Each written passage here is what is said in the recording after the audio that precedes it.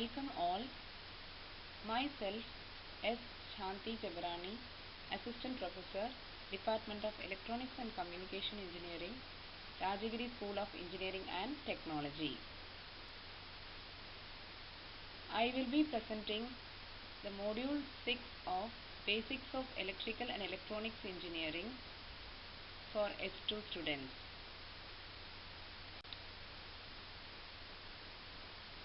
In this lecture,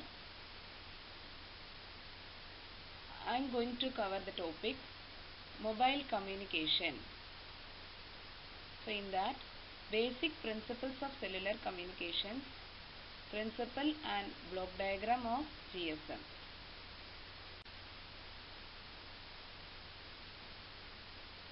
In this lecture, the contents we are going to discuss here are introduction, cellular concept, cellular system, features, handoff procedure, and GSM.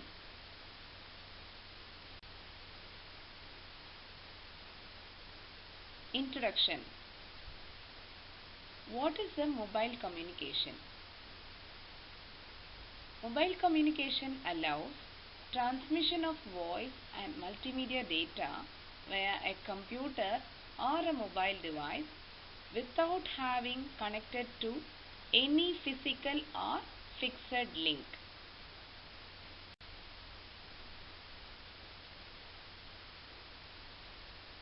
Cellular concept.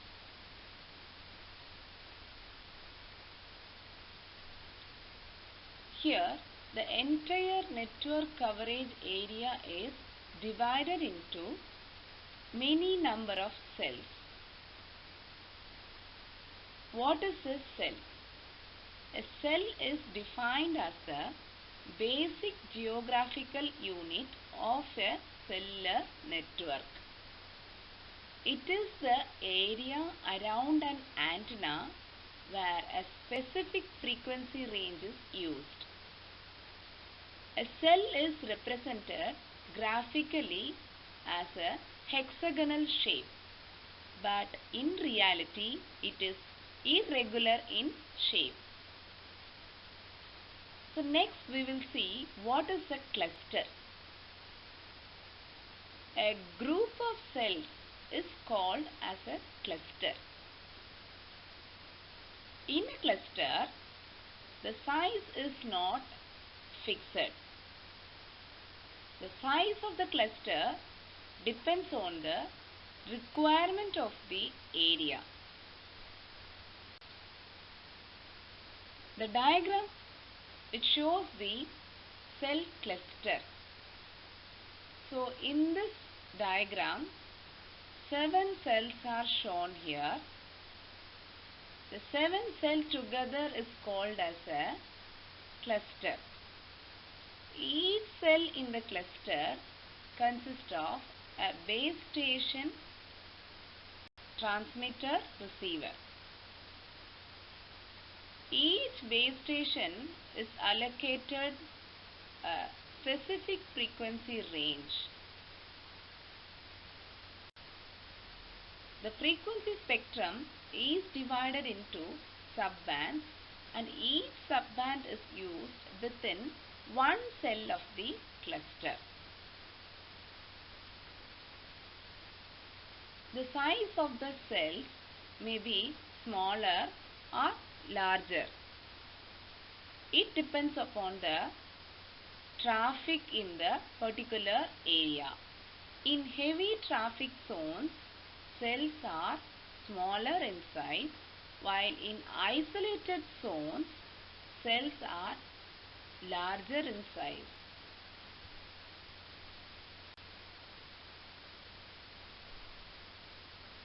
A cell consists of base station antennas designed to cover specific cell area. Already I told you about the shape of the cell. It is hexagon in shape. For proper planning of a cellular network, So we have to assume the shape of a cell as a hexagon. This is because it is a simple model and easy for analysis. If you use other shapes such as circles, that may leave gaps in between the circles so that it can leave some of the area in a geographical region. If we plan it as a hexagon shape, no area will be left uncovered.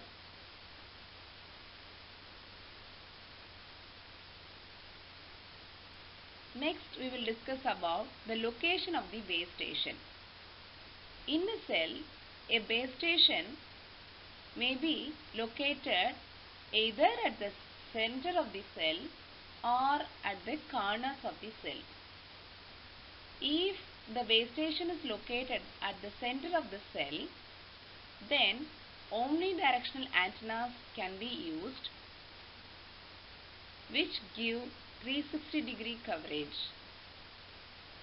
If the base station is located at the corners of the cell, then we require sectored or directional antennas on 3 corners with 120-degree coverage.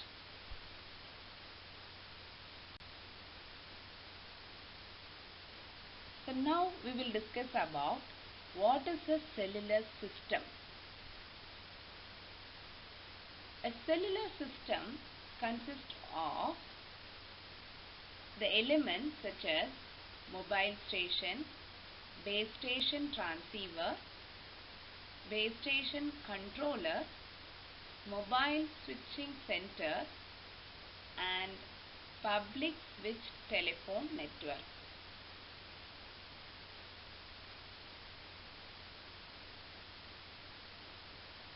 Mobile station, which is represented as MS.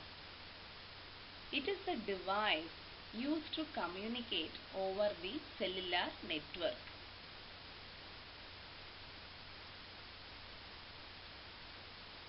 Base station transceiver. It is represented as BST. BST is a transmitter receiver used to transmit or receive signals over the radio interface section of the network. Base station controller, BSC. BSC is used to control communication between a group of base station transceiver and a single MSC. MSC is nothing but mobile switching center. It is the heart of the network. It sets up and maintains calls made over the network. What is PSTN? It is public switch telephone network. It is nothing but the LAN based section of the network.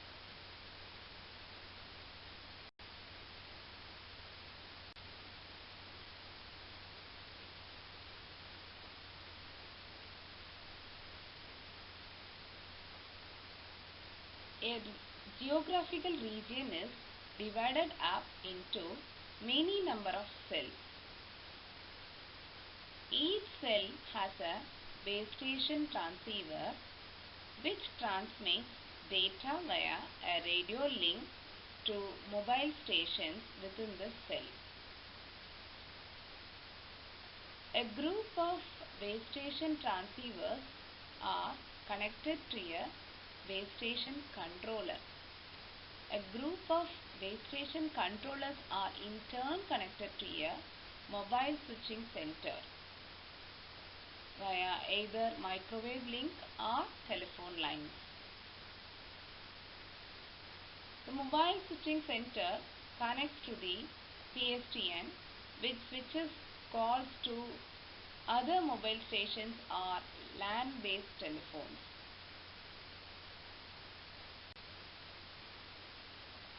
The diagram of cellular system is shown here. In this diagram, 7 cells are shown. Each cell consists of a base station transceiver which uses a specific range of frequency to serve the particular coverage area of the cell. And some of the base station transceivers are connected to the base station controller, and the remaining base station transceivers are connected to another base station controller. In turn, all the base station controllers are connected to or controlled by mobile switching center, and which is connected to the PSTN, public switch telephone network. Here, each cell uses a separate frequency range. So, whenever a call is initiated in any particular cell, then it is controlled by the particular base station, and then a user will be connected to a particular frequency channel by that base station, and that base stations are controlled by the VSC, and all the VSCs are connected to the MSC.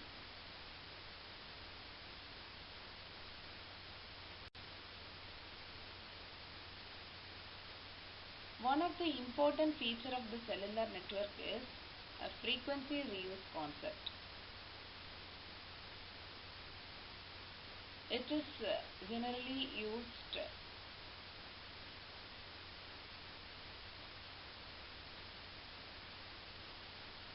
by a service provider to improve the efficiency of your cellular network and to serve millions of subscribers using a limited radio spectrum. It is based on the fact that after a distance, a radio wave gets attenuated and the signal falls below a point where it can no longer be used or cause any interference. A transmitter transmitting in a specific frequency range will have only a limited coverage area. Beyond this coverage area, that frequency can be reused by another transmitter.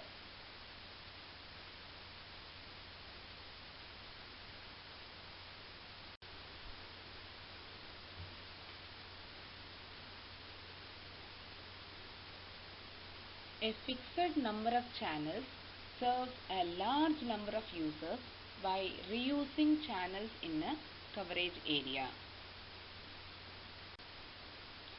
The diagram shows the frequency reuse pattern. In this diagram, the total geographical region is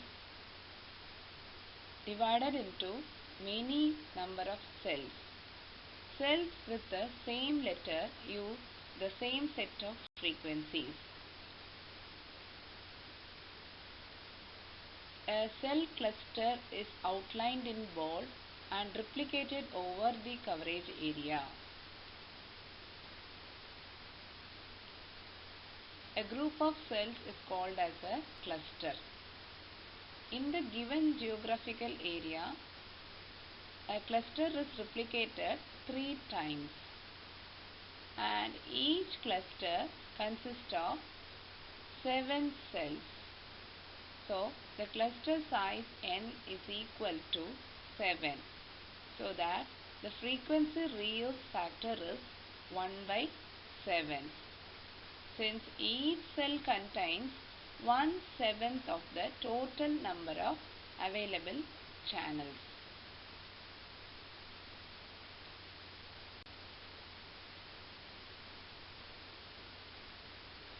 So, here the group of n cells using complete set of available channels, that is from A to G.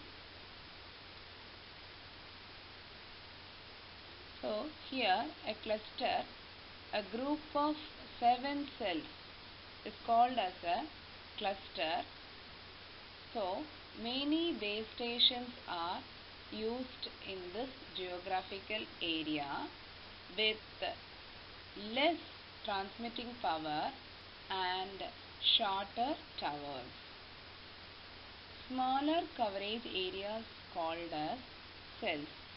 Each cell allocated a percentage of total number of available channels. Nearby channels, that is nearby cells, assigned different channel groups. This is because to prevent interference between neighboring base stations and mobile users. Here we are going to discuss about the frequency reuse and planning of the cellular system. In order to design a cellular network for selecting and allocating channel groups for all of the cellular base stations within a system consists of two competing and conflicting objectives. That is, maximize frequency reuse in specified area, at the same time minimize the interference between the cells.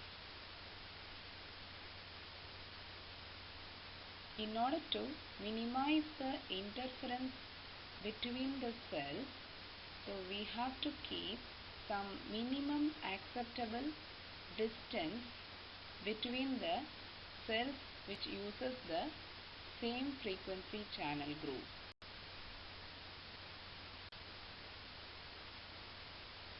So now we will see about how to measure the capacity of a cellular system.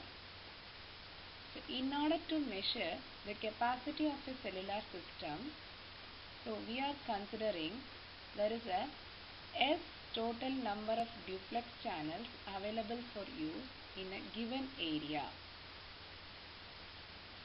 It is determined by the amount of allocated spectrum and the channel bandwidth used. Let us assume K is the number of channels for each cell, and this K is lesser than that of S.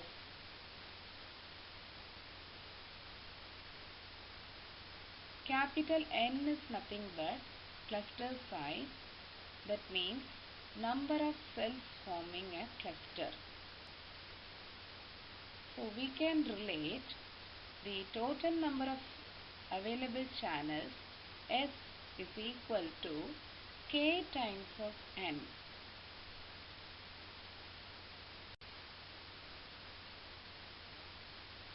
Let us assume capital M be the number of times a cluster is replicated over a given geographic coverage area. Then we can able to write the system capacity is equal to M times of S. So this can be equal to M into Kn. Assuming exactly Mn cells will cover the area.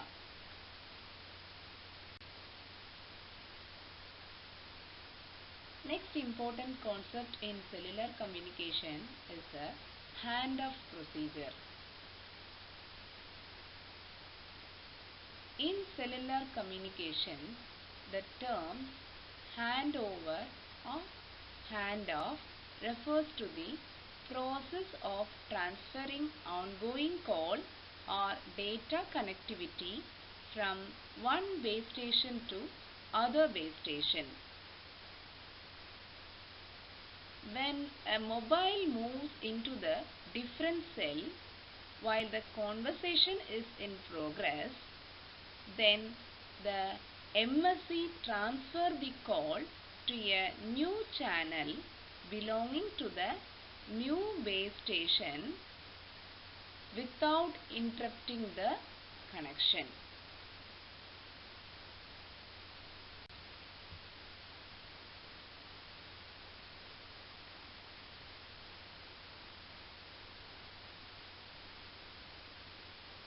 GSM. So now we are going to discuss about what is the GSM and what is the architectural block diagram of GSM. The Global System for Mobile Communication is a standard developed by the European Telecommunication Standard Institute to describe the protocols for second generation 2G digital cellular networks used by mobile devices such as mobile phones and tablets. GSM was first deployed in Finland in December 1991. It is easy to use, affordable, and helps you carry your cell phone everywhere.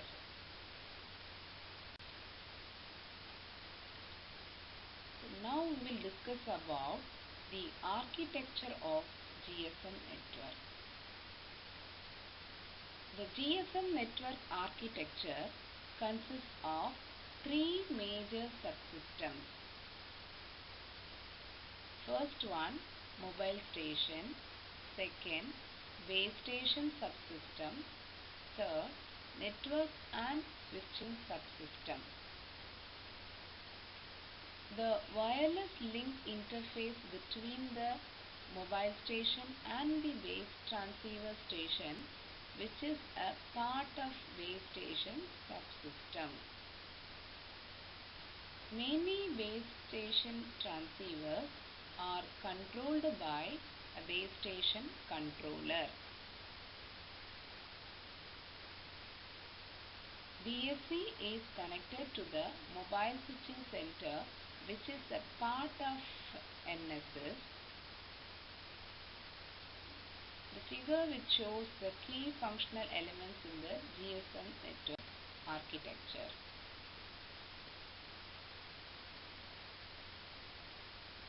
This is the diagram for the GSM architecture. So already I mentioned you three subsystems are there: mobile station, base station subsystem, network subsystem.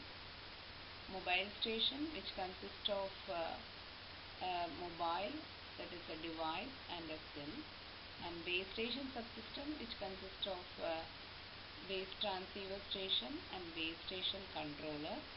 Network subsystem, which mainly consists of MSC, which in turn connected to the public switch telephone network and other data networks.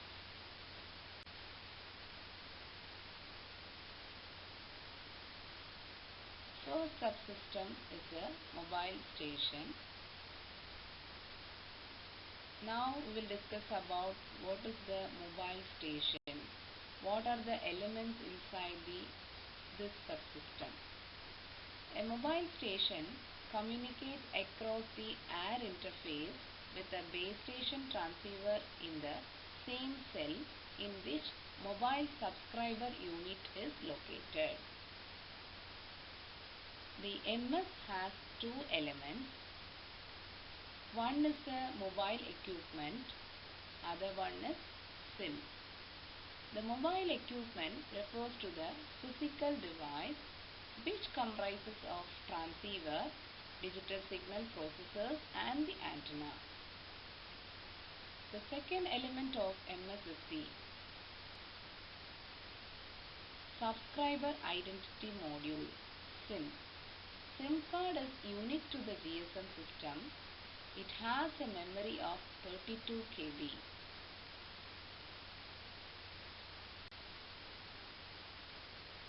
Second subsystem is called as base station subsystem, BSS. A base station subsystem consists of a base station controller and one or more base transceiver station. Each base transceiver station defines a single cell. A cell can have a radius of between 100 meter to 35 kilometer depending on the environment. A base station controller may be connected with the BTS. It may control multiple BTS units and hence multiple cells. Its function is to allocate necessary time slots between the BTS and the MSC.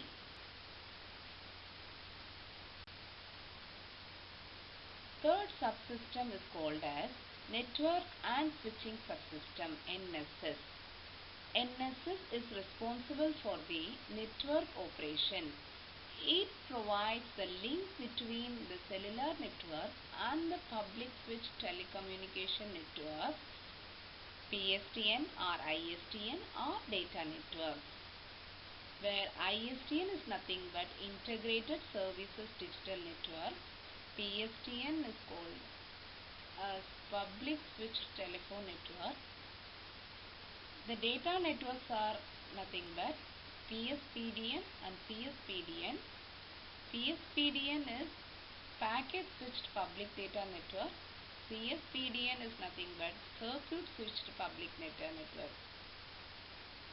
The NSS controls handoffs between cells in different base station subsystems, authenticates user and validates their accounts, and includes functions for enabling worldwide roaming of mobile subscribers.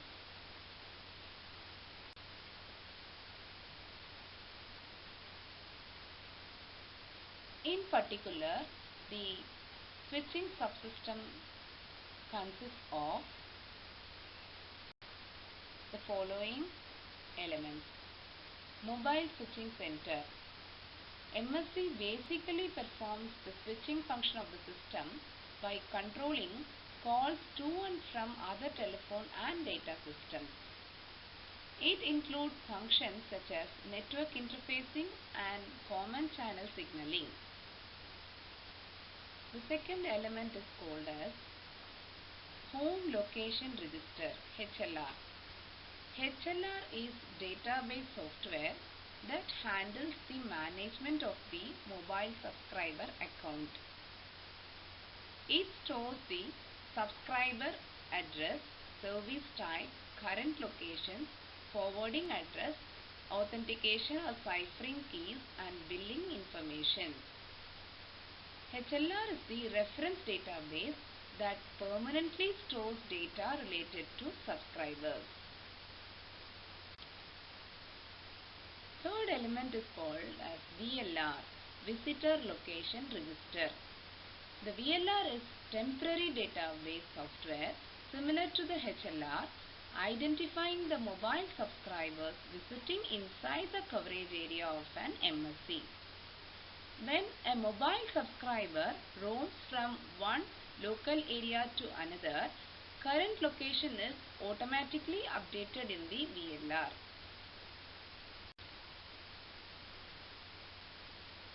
Next, Authentication Center, AUC.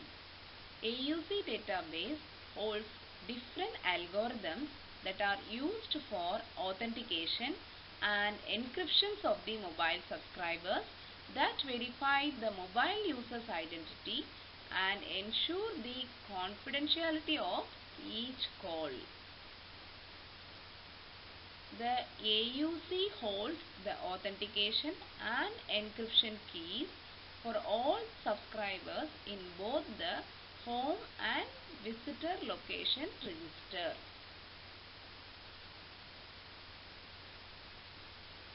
The next element, Equipment Identity Register, EIR. The EIR is another database that keeps the information about the identity of mobile equipment such as the International Mobile Equipment Identity, IMEI, that reveals the details about the manufacturer, country of production and device type. This information is used to prevent calls from being misused, to prevent unauthorized or defective mobile stations, to report stolen mobile phones, or check if the mobile phone is operating according to the specification of its type. That's all about the elements of the network switching subsystem.